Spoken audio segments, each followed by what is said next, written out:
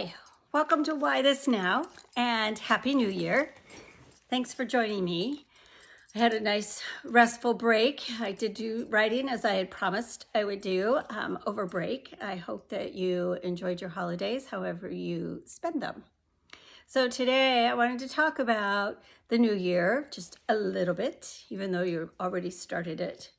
And the title today is Rest Before You Run. Because as much as we try to take our time and find times of rest, we do find ourselves super busy, running from here to there, and sometimes we're so crazed to get started with our new year that we forget to take part in what really we need to do to prepare our bodies, our minds, our spirits, and our emotions. So today, I just wanted to talk about, have you think about for a moment, we've already started the new year, but when you think about your new year, do you acknowledge it as a new beginning? Do you think about goals you want to set for this year?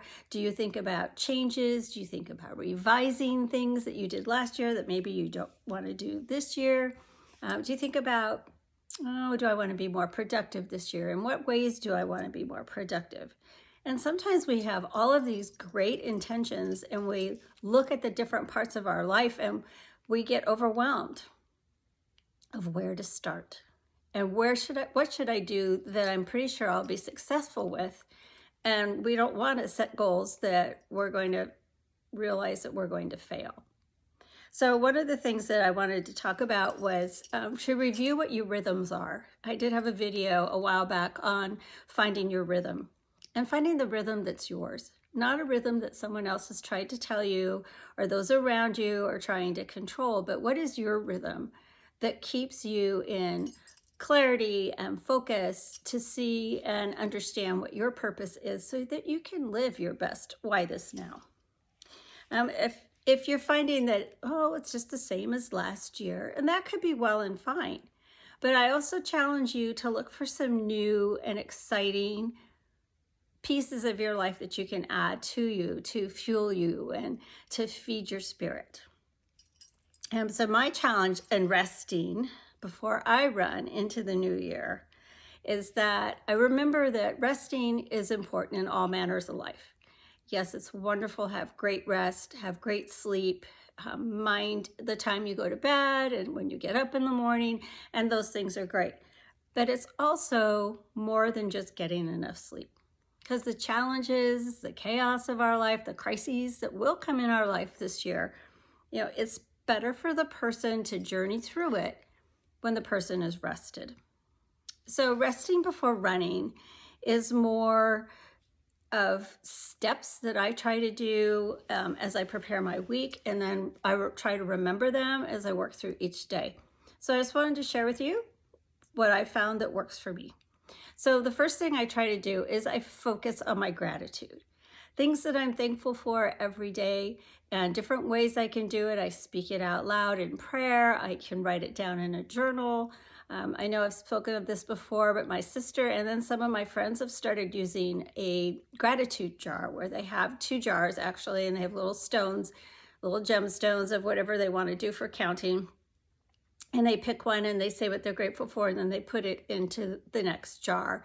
And as the weeks and the month go by, you can reflect back and see all of the things that you are grateful for, especially on those days where you're just not feeling very grateful. And then adjust your eating habits. And I will not even talk about dieting in the new year, because diets end.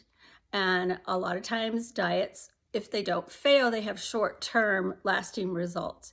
And so what I encourage you to do, and what I've found successful to do in the last year and a half, is that I balance my food. I balance good food, healthy, clean food, and also, have those special treats that maybe aren't as good for me, but that I really do enjoy, so that I don't feel like, okay, this is just such a drudgery, trying to eat the right thing all the time, and then I feel bad if I don't eat the right thing. Really, let's not do that. That's not a restful cycle.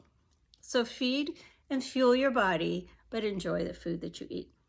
And then make time for fun physical activity. We are never too busy to step out and have some kind of physical fun. You can walk, you can run. I mean, there's a lot of things I don't need to suggest to you. You know what you love to do. I love weightlifting, and yes, I know that's weird to a lot of people, but I love it. It feeds my fuel. I love the sore muscles, the lactic acid. I am about that person. And plus it's good for bone health. And at this point in my age, it's probably a good idea to be lifting some weights.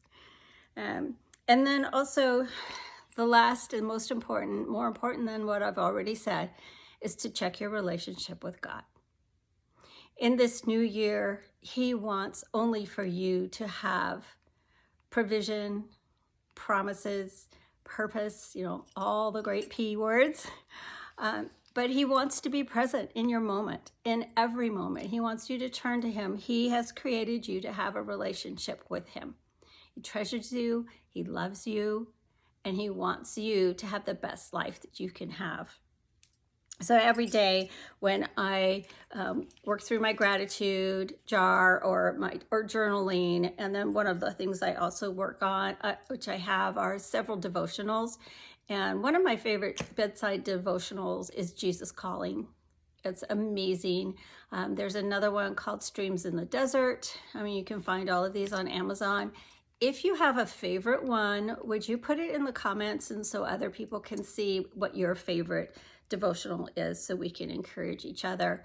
Hebrews 13, 5 through 6 just talks about this, that God loves us. He's prepared this beautiful life for us and in relationship with Him. And then I would like to also encourage you to write down the habits of rest in whatever order you want to do them and in whatever detail you want to do them in. And you don't have to do this every day, but to review what you've written down, what works for you, what develops your rhythm for 24. And just remember too that successful runners train, rest, and run expecting to finish the race. We don't always have to win, but we finish the race, and that in itself is the prize. And that's also from Hebrews 12, 1 through 3.